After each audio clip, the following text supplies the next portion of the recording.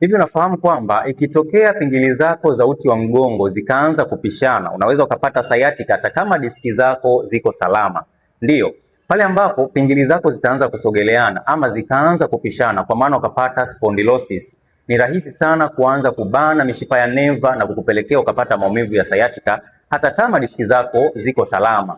Watu ambao wapo katika uzito mkubwa au unafanya kazi ngumu ama mazoezi mazito mara kwa mara, fahamu kwamba wapo katika hatari ya kupata maumivu ya sciatica kutokana tu na changamoto za pingili au ikawa ni diski moja kwa moja. Hivyo usishangae pindi ambapo unapitia haya maumivu na ukaenda kufanya kipimo ukaambiwa diski zako ziko salama. Fahamu, inaweza ikawa ni changamoto ya pingili, inaweza ikawa ni changamoto ya spinal stenosis au inaweza ikawa changamoto ya misuli yako ya piriformis. Ni cha msingi zaidi kwenda kufanya kipimo cha MRI na kujithibitishia chanzo kilipo ili uweze kupata msaada zaidi kulingana na changamoto yako ilivyo. By the way, naweza kukusaidia kuweza kupona changamoto ya sciatica kupitia programu yangu ya miguu mitatu ambayo imekuwa ikifanya vizuri na ikiwasaidia watu wengi kuondokana na changamoto ya sciatica bila kufanya upasuaji. Kama ni wewe, unaweza ukanipigia simu moja kwa moja ama ukanitumia ujumbe WhatsApp ili niweze kukusaidia.